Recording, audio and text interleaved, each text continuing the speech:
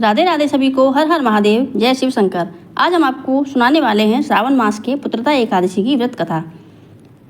कथाओं का आनंद लेते हुए अर्जुन बोले, हे भगवान, ये रोचक और महापुण्यदायी कथाएं सुनकर मेरे आनंद की सीमा नहीं है और मेरी उत्सुकता बढ़ती जा रही है। हे मधुसूदन, अब कृपा करके मुझे आप श्रावण मास के शुक्ल पक्ष की एकादशी की कथा सुनाए।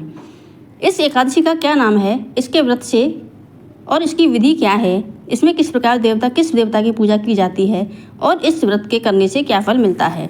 श्री कृष्णचंद्र बोले, हे पार्थ, श्रावण मास के शुक्ल पक्ष की एकादशी की कथा के श्रवण मात्र से ही अनंत यज्ञ का फल मिलता है।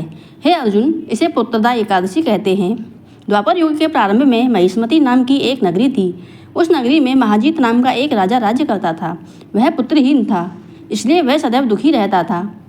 उसे वह राज्य, सुख और वैभव सब कुछ बड़ा ही कष्टदायक प्रतीत होता था, क्योंकि पुत्र के बिना मनुष्य को इस लोक और परलोक दोनों ही सुख नहीं मिलता। राजा ने पुत्र की प्राप्ति के लिए बहुत से यत्न किए, परंतु उसका हर प्रयत्न विफल रहा। जैसे जैसे राजा महाजीत वृद्धावस्था की ओर बढ़ता जा रहा था, वैसे वैसे उसकी चिंता भी बढ़ती जा रही थी।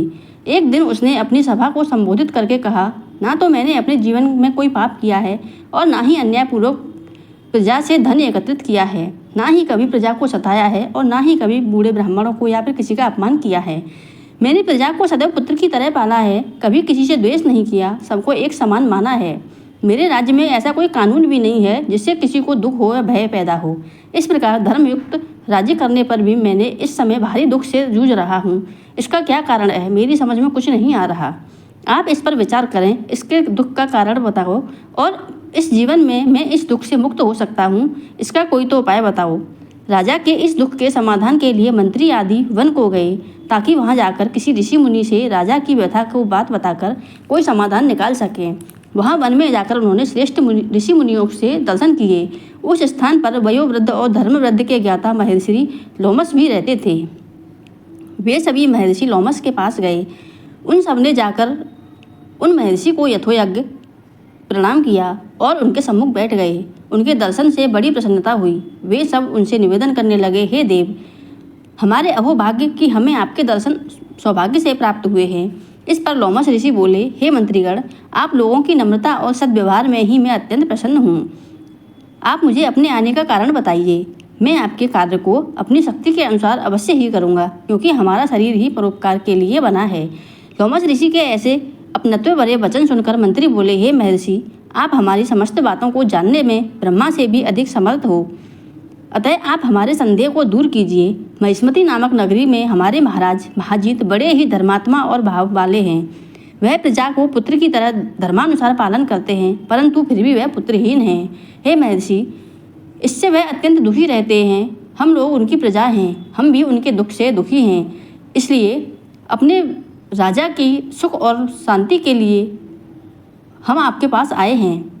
हमको उनके पुत्रहीन होने का कारण अभी तक प्रतीत नहीं हुआ, इससे हम आपके पास आए हैं। आपके दर्शन करके हमको पूर्ण विश्वास है कि आप हमारा कष्ट अवश्य ही दूर करेंगे, क्योंकि महान पुरुषों के दर्शन मात्र से ही प्रत्येक कार्य की सिद्धि हो जाती है। अतः अब आप हमें बताने का कष्ट करें कि किस विधि से हमारे राजा पुत्रवान हैं। हे महर्षि, आपका हम पर व हमारे राज्य की कृपा पर, राज्य की प्रजा पर बहुत ही उपकार होगा। ऐसी करुणा प्रार्थना सुनकर लोमस ऋषि नेत्र बंद करके राजा के पूर्व जन्मों पर विचार करने लगे। वह कुछ पलों के बाद विचार करके बोले, हे श्रेष्ठ पुरुषों, यह राजा पिछले जन्म में अत्यंत उद्दंड था तथा अपने बुरे कर्मों के कारण इधर उधर घूमता रहता था। उस जन्म में यह एक गांव से दूसरे गांव में घूमा करता था। एक बार जेठ मास के शुक्ल पक्ष की एकादशी के दिन की बात है। यह 2 दिन से भूखा था। दोपहर के समय एक जलाशय से जल पीने गया। उस स्थान पर उसे एक ब्याई हुई गाय जल पीती हुई दिखाई पड़ी। राजा ने उस प्यासी गाय को भगा दिया और स्वयं जल पीने लगा। हे भद्रजनों, इसलिए राजा को यह दुख भोगने पड़ रहे हैं। एकादशी के दिन भूखा रहने से यह फल हुआ कि यह इस जन्म में राजा हुआ और प्यासी गाय को जलाशय से भगाने के कारण यह पुत्रहीन रहा। इस पर वे सभी सभासद विनती करने लगे, हे महर्षि, शास्त्रों में ऐसा लिखा है कि पुण्य से पाप नष्ट हो जाते हैं, अतः कृपा करके आप हमें कोई ऐसा उपाय बताइए जिससे हमारे महाराज के पूर्व जन्म के पाप नष्ट हो जाएं और उन्हें पुत्र रत्न की प्राप्ति हो। सभासदों से याचना भरे शब्दों को सुनकर लोमस ऋषि बोले, हे भद्रजनों, यदि तुम सब श्रावण मास की शुक्ल पक्ष की पुत्रदा एकादशी को व्रत और रात्रि जागरण करो तो उस व्रत का फल राजा को प्रदान कर दो, तो तुम्हारे राजा के यहाँ पुत्र उत्पन्न होगा। राजा के समस्त दुख नष्ट हो जाएंगे। यह उपाय सुनकर सभी सभासदों ने महर्षि को कोटि कोटि धन्यवाद दिया तथा उनका आशीर्वाद लेकर अपने राज्य में लौट आए। तत्पश्चात उन्होंने लोमस ऋषि की आज्ञा अनुसार पुत्रता एकादशी को विधि पूर्वक व्रत किया और द्वादशी को उसका फल राजा को दे दिया। उस पुण्य के प्रभाव से रानी गर्भ धारण किया और 9 महीने के पश्चात ही एक अत्यंत सुंदर तेजस्वी पुत्र रत्न पैदा हुआ। हे अर्जुन, इसलिए इस एकादशी का नाम पुत्रता एकादशी पड़ा। पुत्र की इच्छा रखने वाले मनुष्य को चाहिए कि वे विधि पूर्वक श्रावण मास की शुक्ल पक्ष की एकादशी को व्रत करें। इस व्रत के प्रभाव से इस लोक से और परलोक में भी सुख और स्वर्ग की प्राप्ति होती है।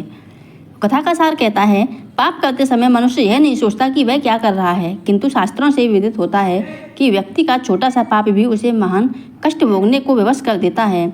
अतः मनुष्य को पाप से डरना चाहिए, क्योंकि पाप नामक यह राक्षस जन्म जन्मांतर तक उसका पीछा नहीं छोड़ता। व्यक्ति को चाहिए कि सत्यव्रत का पालन करते हुए ईश्वर के प्रति पूरी निष्ठा रखे और यह बात सदैव याद रखे कि किसी का दिल नहीं दुखाना चाहिए और वह कोई भी पाप इस दुनिया में नहीं करना चाहिए। तो आज की ये कथा यहीं समाप्त होती है। आपको यह एकादशी की कथा कैसी लगी कमेंट बॉक्स में कमेंट करके अवश्य बताएं।